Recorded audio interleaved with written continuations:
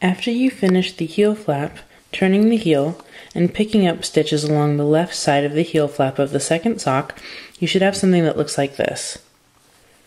This is what it looks like from this side. So our next step, we're going to start working in the round again. So let's get back to ready position. Like that. And our very next step is to knit across both insteps. So we're going to knit across right here. Make sure that you're not tempted to pick up any of these stitches right here, okay? Just skip that for now. Whatever we do to the first sock, we need to do to the second sock. So knit across this instep, knit across this instep, and I'll meet you right here. We're going to be picking up these stitches to complete our heel. I'm back in ready position after having knitted across both insteps, and it should look something like this. We still need to pick up stitches along the right side of this heel flap, so pulling out the back needle and tensioning your yarn. It should be right back here where we need it. Now I'm doing the medium size, so I'll just get that out of the way like that. I'm doing the medium size, which means I need to pick up and knit 14 stitches along this side. Remember to roll that heel flap all the way open, and starting as close as you can to here, which for me is going to be right here, make sure to go under both loops of the stitch, just like that. I'm going to go under this one next, like that.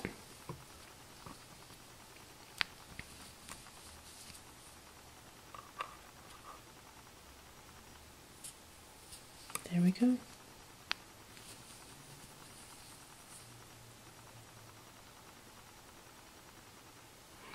I just want to make sure that you can see what I'm doing. So we're going to continue all along here until we have 14. I've got 14 stitches picked up along the side of this heel flap, just one stitch for every elongated stitch we have along the side that we got from slipping the stitches. That's what that should look like on the inside and on the outside. So now, making sure that we have this loop here, like that.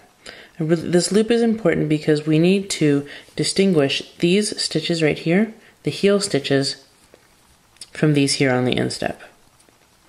Alright, so before we continue on with the pattern, I want to do this. Put a marker right here, just to help you distinguish the stitches that you just picked up from the stitches that were already on the heel, these heel stitches right here, like that. The next step is to go ahead and pull this a little bit, like that. Just, it's okay if this loop disappears, we can go get it again later. This way you have some room to maneuver when we're going around the curve that is this heel. So the next step is just to knit across the heel stitches, like that. You can drop this marker once you come to it, but after the marker we're going to start doing something special. Let's do one more. Make sure that that was actually 16. 10, 15, 16, okay. So that's the right number. So now you can take this marker off, we don't need it anymore. But knit these stitches right here through the back loops, going in like that, as opposed to like this. This would make sort of an open hole, and we really want to close up any sort of hole or gap that you got from knitting your stitches, so just come in there from the bottom like that. It helps if you go underneath like this. Knit those all through the back loop, like that. And when you get to the last 3 stitches, we're going to begin decreasing. You have a lot of stitches on the heel needle right now, and we need to get that back down to the original number of stitches so that it fits around your foot, and we're going to do that gradually. 1 stitch on each side every other row. So let me show you what that looks like. Knitting these through the back loops, and just keep this in mind, you only need to knit these through the back loops once, just the very first time. You can see that it twists those stitches right there and makes everything a little bit tighter. Okay, we've got just a few more. And see how many techniques you're learning? This is so worth it. Okay. Knit these two together now, also through the back loop. So just go in under here like that. Tilt that to the back. Knit those two together. That's our first decrease. And then go ahead and knit this one through the back loop. Alright. Now we've got this funny little loop of cable. Go ahead and pull your needle so that that loop disappears. And let's put the loop back. You can see you can sort of see where it goes, right? Right there. Alright, so let's just get that loop a little bit. There it is. Just so that we can distinguish these heel stitches right here from the instep stitches right there. So you can see it's starting to look like the back of a sock. There we go. Alright, moving along, we're going to do the same thing to the other sock. Okay, so this might be a little strange looking, but go ahead and take your right hand needle. It's just there. We just finished using it. Like that. Take your right hand needle.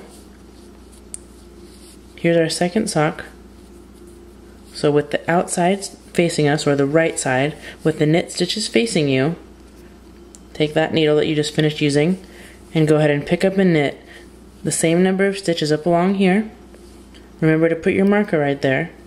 Knit across here, and then knit all these through the back loops, decreasing these two together right there when you have 3 stitches left.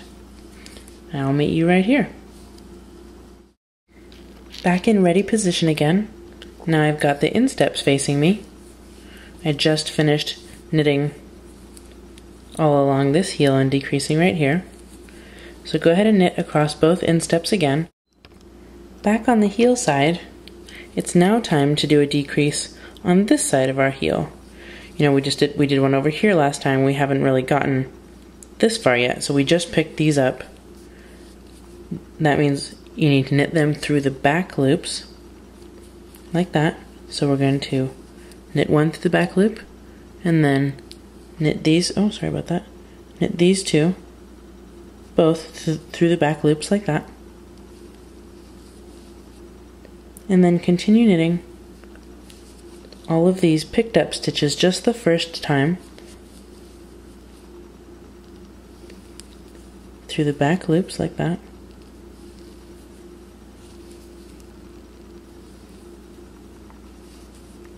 Until you get to the marker. Once you get to the marker, you can take it out. We don't need it anymore. It just helps us know which stitches were picked up and which ones were knitted normally. Okay, those were my 14. We're done with that. Alright. Now let's talk about what we're going to do for the heel. First of all, if you ever need to manipulate your needles, you can always take this needle, pull it out like this, like that, to give yourself a little bit more room so that you can turn this corner, since this isn't straight, so it's going to be a little bit hard to maneuver unless you pull this out a little bit. So you can always pull out the right needle whenever you need room. I mean, you can keep knitting like this,